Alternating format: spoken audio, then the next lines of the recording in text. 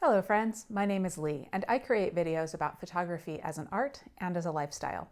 And today I am answering your questions. I asked for them a couple days ago on Instagram and on YouTube, I believe. So if you want to get in on the next round of questions, which I'm sure I'll do another Q&A in the next month or two, make sure you're following me. I'll put links in the description of this video so you can follow me on social media. Let's jump into some questions, shall we?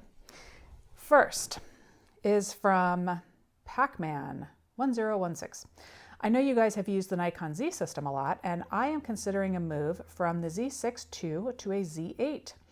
That would make that my primary, and my Z6 III, which I also have the backup. Okay, so he has a Z6 II and a Z6 III, but he's thinking about getting rid of the Z6 II and replacing it with the Z8. I'm wondering, having shot them all, is that a good move to pay the almost 2K difference after getting rid of my Z6 II? I do a lot of portraits, but also love landscapes and astro, and I feel I could use the resolution. Yeah, there is a jump in resolution from the Z6 series of cameras to the Z8 or to the Z7 even, which actually would maybe be my suggestion. If you do feel like you need the resolution, which if you want the resolution, great. You don't need the resolution for portraits or landscapes, or especially not astro. But if you just want the resolution, go for it. By all means, have what you want. Enjoy what you have, whatever that is. But the Z8 is an amazing camera. But if you're just looking for the resolution and not necessarily the speed of the Z8, look at the Z7 II or even the original Z7. You can get that used for a song. We still have our Z7 and I refuse to get rid of it because it's just still such a great body. All right, next question is from Francisco. I was watching your vid about the Leica wide zoom SL lenses. I'm a realtor and trying to decide between the 14 to 24 millimeter f2.8 and the 16 to 35 millimeter f3.5 to 4.5 for real estate photography. Which one would you recommend? Ooh, really either of them are going to be good for you. There is a slight difference from the wide end being 16 millimeters or 14 millimeters.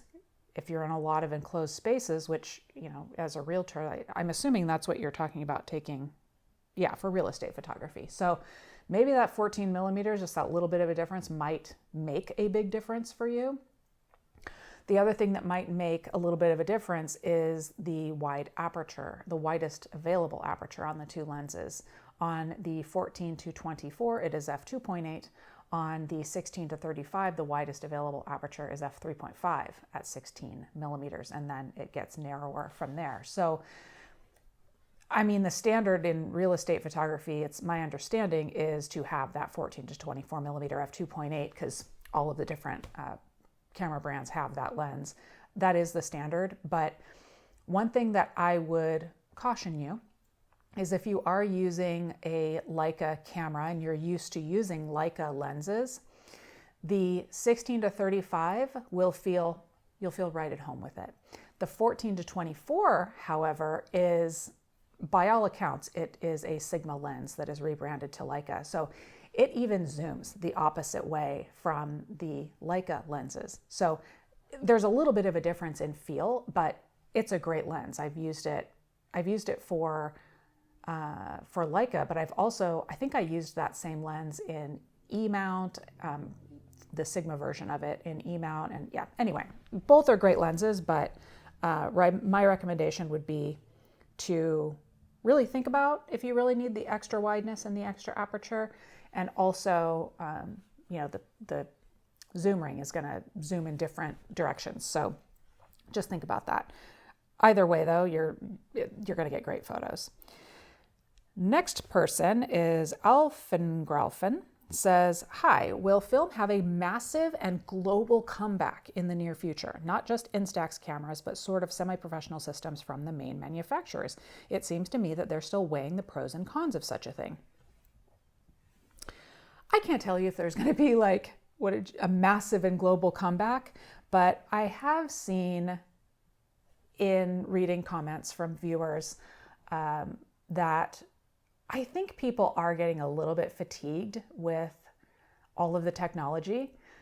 Not that people don't like technology. We all, think it's fun, but I've seen more people interested in slowing down and the more mindful nature of film photography.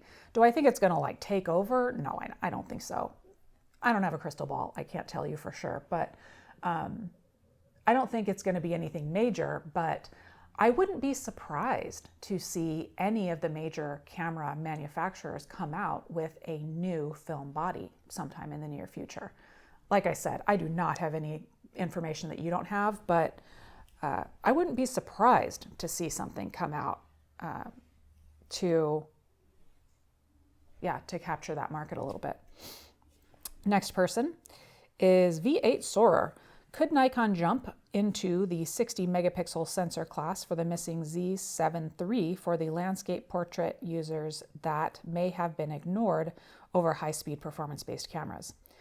Good question, and it's funny because Raymond and I were just talking about the potential for a Z7 III the other day, because in case you aren't familiar with the Nikon Z system, there was a Z7 and a Z6 that came out at the same time. The Z6 had fewer megapixels, and I believe it had slightly better video specs, and maybe it was a little bit faster, and the Z7 had more megapixels.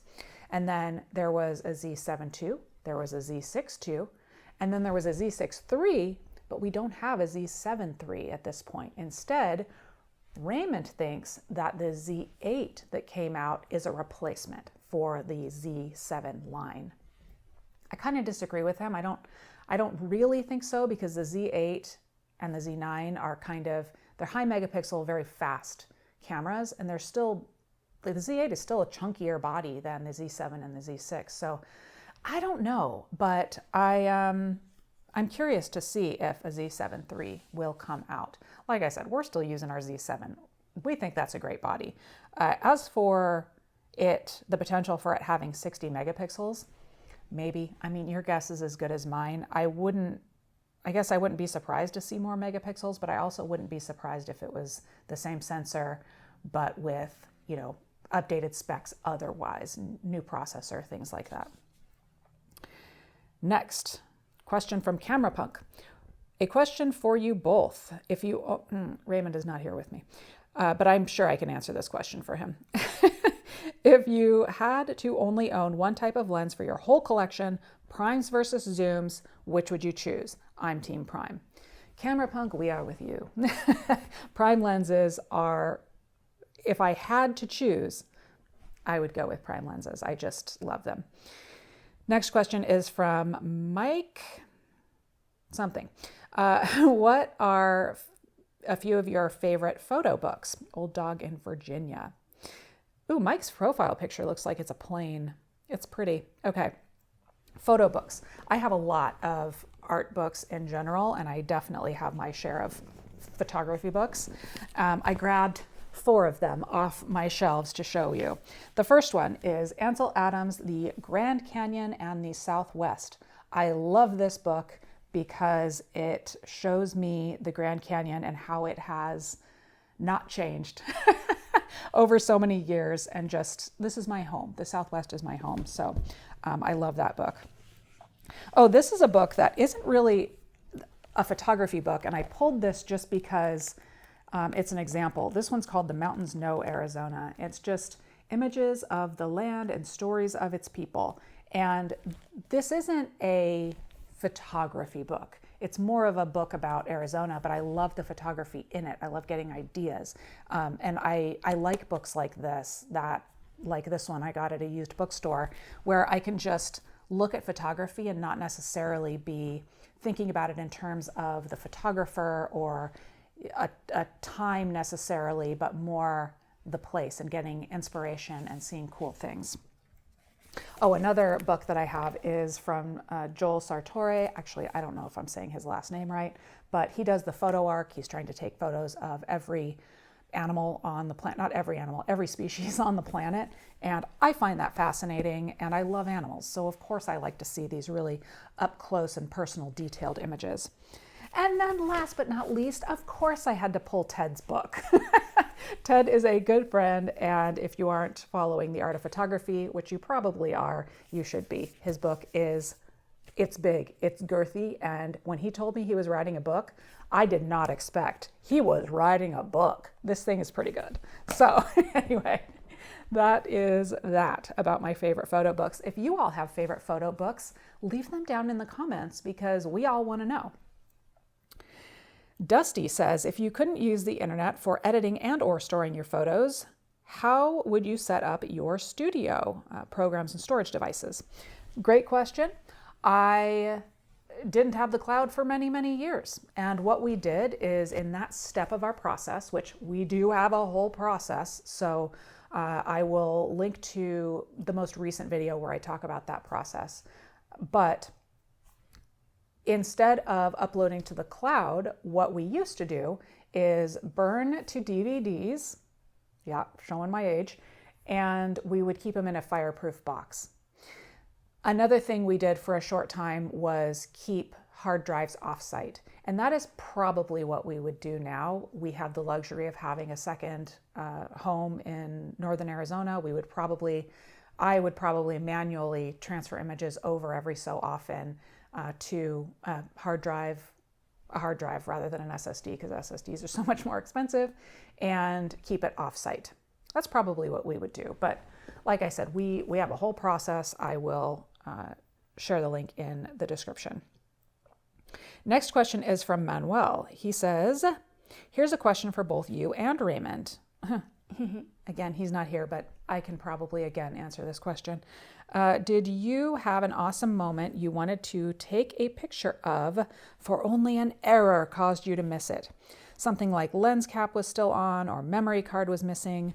Mine was I managed to take a photo of my friend's game-winning soccer goal.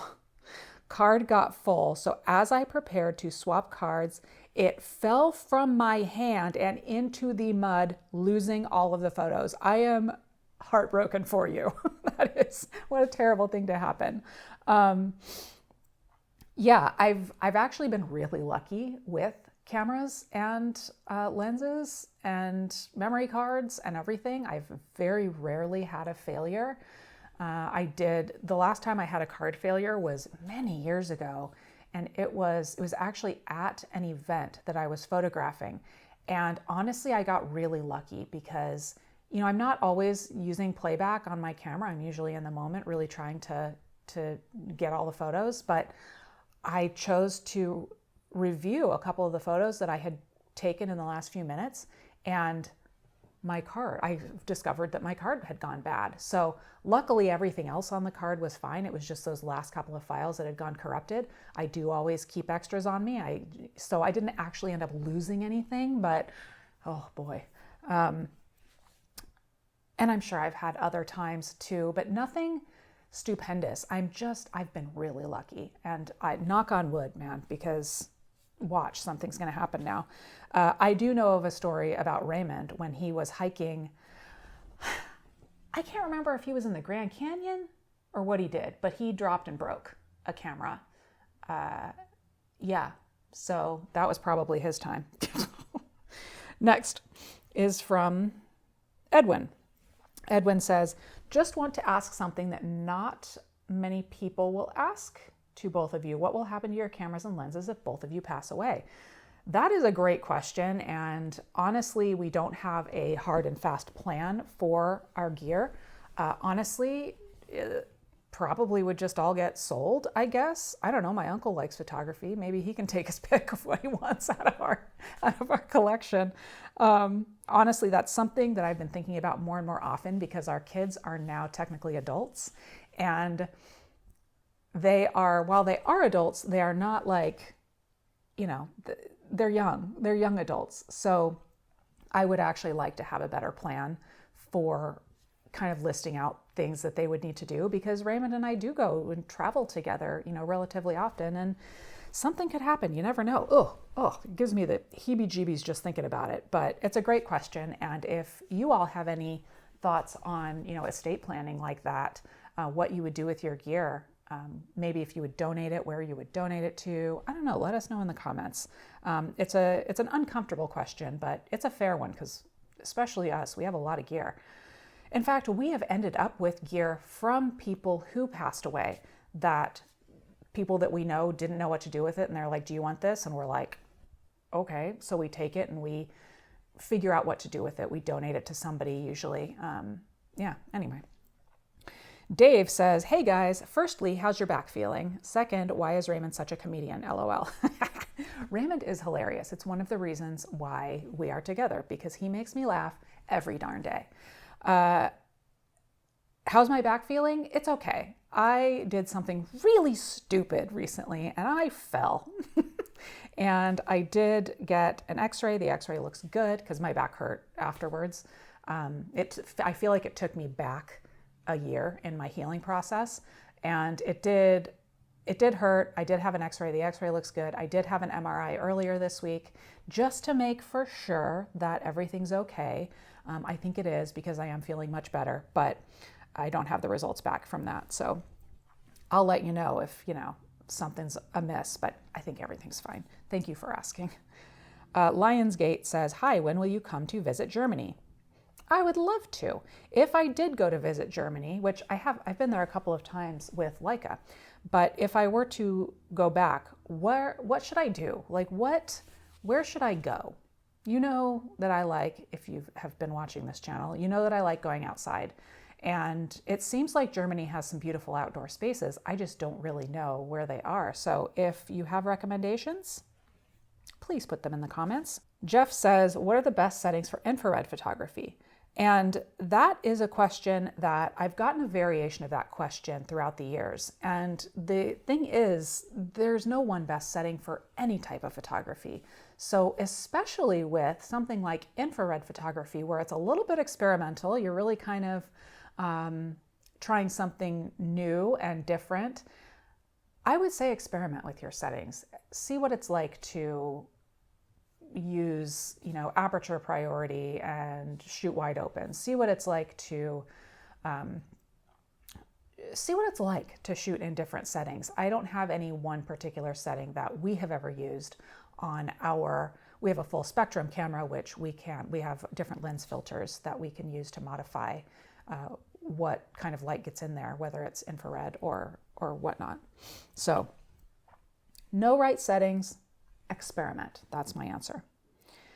And then K Bruff says, or KB Ruff says, is buying the best of past eras a good move, or just move on to the new? Recently got a D780, less than 5,000 clicks, is a good camera, and I want to build a new system around it. I don't think there's anything wrong with going with prior generations. In fact, I recently shared a video where Raymond and I both answered what gear we would purchase if we had to start all over. If all of our gear that we have owned is magically gone overnight, what would we purchase? And we had different answers. I'll link to that video in the description. Since then, of course, I've come up with like no less than 10, 15 answers that I could have said, and I would be happy with so many different types of gear. The Nikon Z8 would have been a good answer.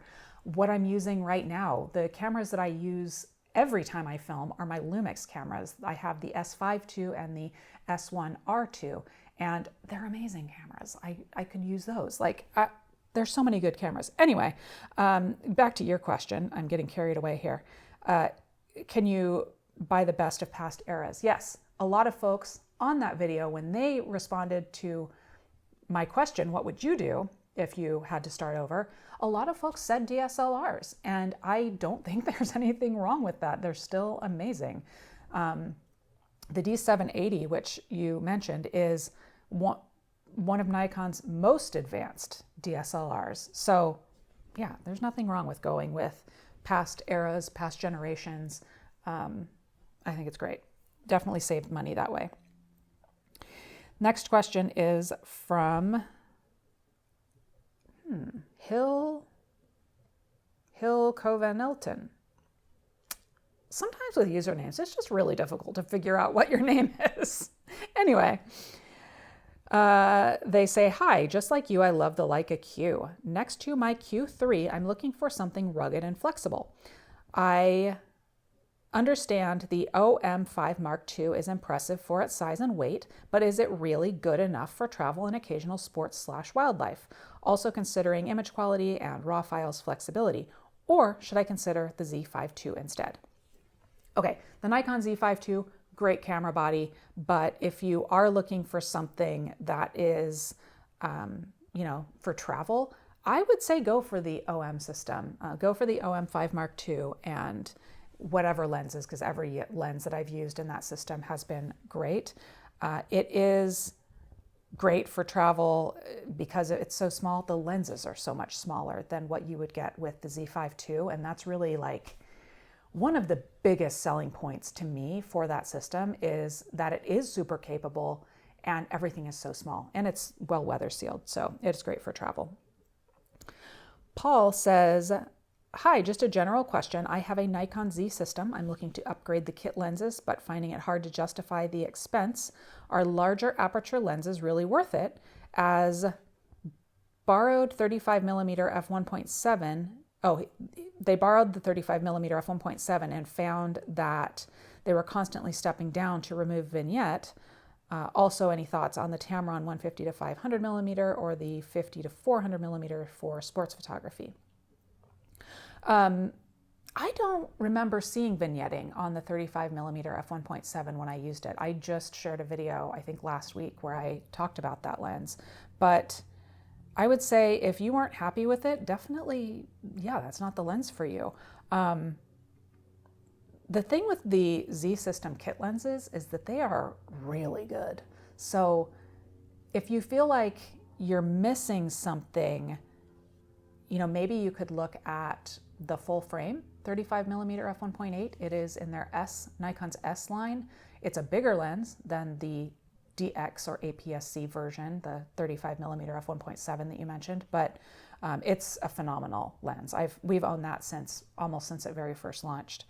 I have not used any of the Tamron lenses for Z mount, but I have used some of the Tamron lenses for Sony E mount, and they were great. So I would expect the ones for Nikon Z mount to be good. Are you guys interested in me trying those out? I do probably still have a contact at Tamron around. So yeah, if y'all are interested in that, let me know. Oh, and that's my last question. Well, that flew by so fast. Thank you guys for all of your questions. I appreciate it. I wouldn't be here if y'all didn't ask me questions and give me ideas and watch my videos. So thank you very much. If you have questions for me, make sure you're following along on social media. I do share videos every week, and I am in the comments of my videos, at least for the first couple of days after posting them. So I usually am able to answer questions there, or anybody in the community. People in the community will often answer questions as well. So that's all, everybody. Thanks for watching.